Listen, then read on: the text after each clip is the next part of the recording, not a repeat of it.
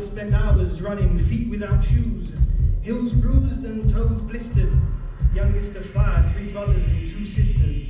Yard chores and childish games in the sun. Many of my childhood friends died too young. I would run to avoid and escape the heartache.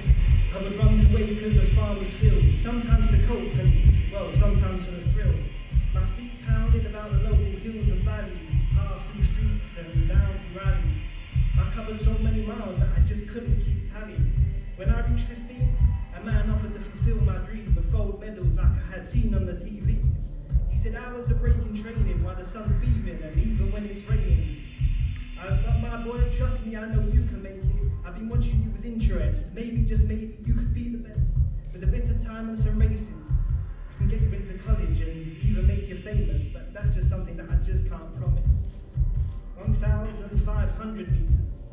Off the blocks after the gunshot, my feet making beats as I step the track. But this time not alone, it's like deja vu as I reenact what I did back home. The lines dividing me from the rest remind me of the farms at home surrounded by a fence. The other runners remind me of the games I had played with my friends. Arms pounding, my heartbeat sounding like Sly Dunbar drumming out in my chest. The rhythm resounding, I feel the adrenaline propelling me. My mind still as I relive my childhood memories. 1,250 meters. Years spent so that I could represent my country. Well, glory meant my family would no longer go hungry. I dreamt of a life spent proud of my gold medal. A day when I would rise up and I'd be so special. As a kid, I would try to run quick. Always stubborn, I would never quit. Avoiding blame for something I said I never did. Back then, well, I would have climbed Mount Everest just to make my mum and dad so proud. But so much time has passed until right now. 1,000 meters. With a robotic type precision, my body was eager to deliver in this competition. My biceps flexed and my triceps tensed as my arms moved like pendulums. Body balanced with the ballerina's elegance, but like a force of nature, I was made of the elements. My heart sparked like an engine, fueled by what I was representing. This is still far from a fairy tale ending. I've extended my lead 1 meter, 2 meters, 3 meters between me and the others. Reminded me those Olympic runners who had inspired me during those childhood summers.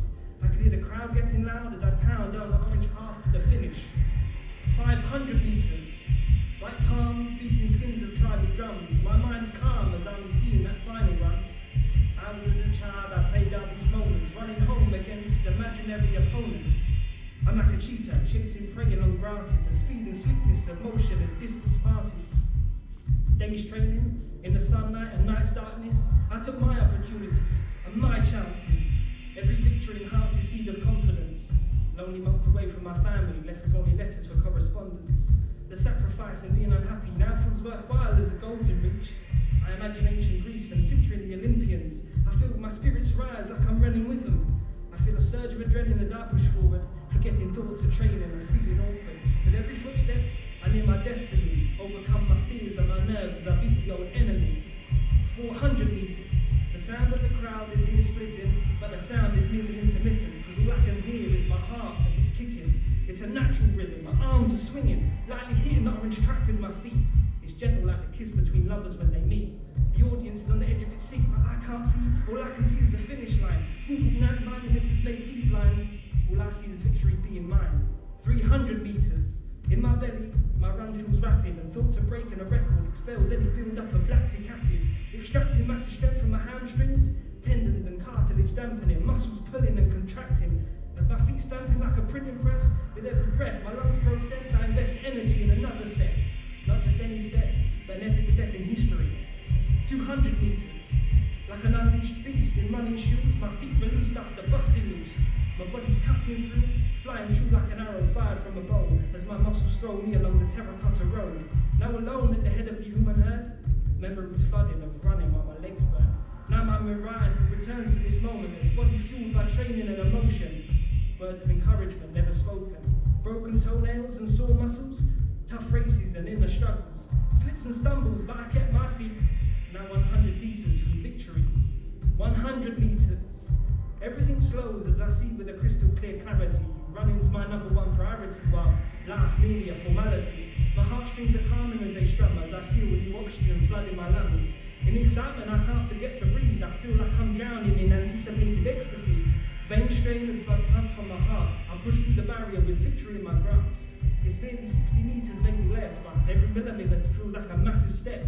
The hair on my neck stands on end in excitement. It seems my senses have been heightened. As my feet hit the hard orange carpet, I relive running between stools while traders set up the market. The calls and yells seem to propel me faster as I remember running full of childhood laughter. As a boy, I love the sounds of wondrous sights, and all I hear is silence and all I hear is floodlights. I don't know what to expect from the last few steps. Will I feel different or will they merely pass me by? Then I get the answer. I pass the finish line and the silence is broken. Eruptions of tears and overwhelming emotion. I run at my eyes, I work hard not to cry. With my hands high and the reverence salute, I smile thinking about my misspent youth.